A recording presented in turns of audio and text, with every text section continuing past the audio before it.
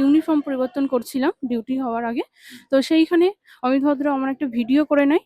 সেই ভিডিও দেখিয়ে আমাকে ব্ল্যাকমেল করতো এবং বিভিন্নভাবে তার সাথে শারীরিক সম্পর্ক করতে বাধ্য করতো। এই অমিতের থানাতে কি ভূমিকা ছিল?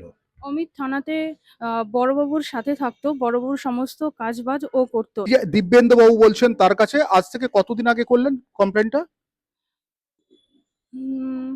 2 মাস। 2 মাস। মানে কোনো ব্যবস্থা হয়নি? তখন কোনো ব্যবস্থাই হয়নি। আমরা কমপ্লেনটা নিয়েছিলাম, সেটা নিয়ে উনি রেখে দিয়েছে, রেখে দিয়ে কোনো কিছুই করেনি। তারও আগে আমাদের অনুপম বাবু ছিলেন, সেই বড়বাবুর কাছে আমি ওর বিরুদ্ধে কমপ্লেন করতে গেছিলামও, কিন্তু সে আমাকে থ্রেট করে বিভিন্ন রকমের হুমকি দিয়ে আমাকে তার বিরুদ্ধে কোনো কমপ্লেন করতে দেয়নি। আচ্ছা, আমাদের কাছে জানানোর পর আপনার কি কোনো সুবিধা হলো? আপনাদের এবারে জানানোর পরেই আমার মনে হয়, তারপরে আমাদের এসপি ম্যাডাম এবং আমাদের পুলিশ প্রশাসন সেটার তদন্ত আরো বেশি ভালোভাবে করছেন, গ্রেপ্তার হয়েছে? গ্রেপ্তার হয়েছে। নমস্কার, ইন্ডি নিউজ 24 থেকে রয়েছে আমি শঙ্কর সাঁতরা। তবে দুদিন আগে আপনাদেরকে টিজার দেখিয়েছিলাম কি এক সিভিক ভলেন্টিয়ার, হাবড়া থানার এক সিভিক ভলেন্টিয়ার আর এক লেডি সিভিককে দিনের পর দিন ধর্ষণ করেছে। অমিত ভদ্র হ্যাঁ। হাবড়া থানাতেই সিভিক ভলেন্টিয়ারের কাজ করে, আমিও হাবড়া থানাতেই সিভিক ভলেন্টিয়ারের কাজ করি। অমিত ভদ্র আমাকে বিভিন্নভাবে খুব রকমের প্রস্তাব দিত, আমি তাতে রাজি হতাম না। এটা কতদিন ধরে, কতদিন আগে থেকে? এটা অনেক দিনই আগে থেকে, যেমন? যেমন 2024 থেকে। আচ্ছা।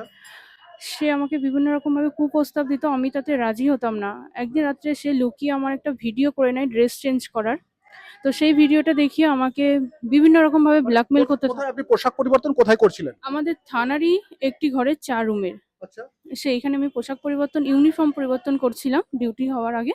তো সেইখানে অমিত ভদ্র আমার একটা ভিডিও করে নেয়। সেই ভিডিও দেখিয়ে আমাকে ব্ল্যাকমেল করতো এবং বিভিন্নভাবে তার সাথে শারীরিক সম্পর্ক করতে বাধ্য করতো। এটা এটা প্রথম আপনার সঙ্গে এই অঘটনটা কবে ঘটালো? মানে আজ থেকে কতদিন আগে? আজ থেকে অনেক দিনই আগে, 1-2 বছর আগে। সেই সময় আপনি অভিযোগ জানানো, মানে যেহেতু আপনিও একজন লেডি সিভিক ভলেন্টিয়ার, সেহেতু আপনি অভিযোগ জানাতে চেয়েছিলেন, কাউকে জানিয়েছিলেন? অবশ্যই আমি অভিযোগ জানাতে চেয়েছিলাম, কিন্তু ওর প্রভাব খাটিয়ে, ওর টিএমসির নেতাদের প্রভাব খাটিয়ে, এবং ও সবসময় বলতো যে ওর অনেক বড় লেভেলের হাত আছে, অনেক ওপরের, অনেক বড় বড় লেভেলে তার হাত আছে, ওর আমি কোনো কিছু করতে পারবো না। ও অনেক আমাকে মেরে ফেলার এবং আমাকে মাথায় বন্দুক ঠেকিয়ে, কিছু গুন্ডা পাঠিয়ে বন্দুক ঠেকিয়ে আমাকে থ্রেট করে যে আমাকে মেরে ফেলবে, আমার বাড়ির লোককে মেরে ফেলবে, আমার স্বামীকে মেরে ফেলবে, এরকম হুমকি দেয় এবং আমাকে ভয় দেখায়। মানে তৃণমূলের মদতপুষ্ট? একদমই তাই। তাই ওর মাথায় কার কার হাত ছিল? ওর মাথায় ওরই রিলেটিভ একজন টিএমসির নেতা উত্তম বালা। সে কে? সে তারই রিলেটিভ। মানে উত্তমবালা কি করে? উত্তম বালা টিএমসির নেতা ছিলেন তখন, পঞ্চায়েত সদস্য বোধহয়, না? হয়তো। হ্যাঁ। তারপর? তারই প্রভাব খাটাতো, বলতো যে আমাকে চাকরি থেকে মিথ্যা বদনাম দিয়ে বার করে দেবে এবং আমাকে মেরে ফেলবে। আচ্ছা, এই উত্তমবালার সঙ্গে কোনোদিন আপনার কথা হয়েছে, কিংবা উত্তমবালা সরাসরি আপনাকে থ্রেট করা কিংবা ভয় দেখানো? না, সবসময় ও উত্তম বালার নামটা করতো এবং উত্তম বালার কথা বলেই তার প্রভাব খাটাতো, এবং থানারও আরো বড় বড় মাথাদেরও হাত আছে বলে আমার মনে হয়, সে তারও প্রভাব খাটাতো। মানে আপনার সঙ্গে যে নির্যাতনটা ঘটেছে তার পেছনে থানার বড় বড় মাথাদের হাত রয়েছে? সেটা ও সবসময় বলতো যে ওর অনেক বড় বড় লেভেলের মাথার হাত আছে, ওর কোনো কিছু আমি করতে পারবো না, এরকমই ব্ল্যাকমেল করতো সে সবসময়।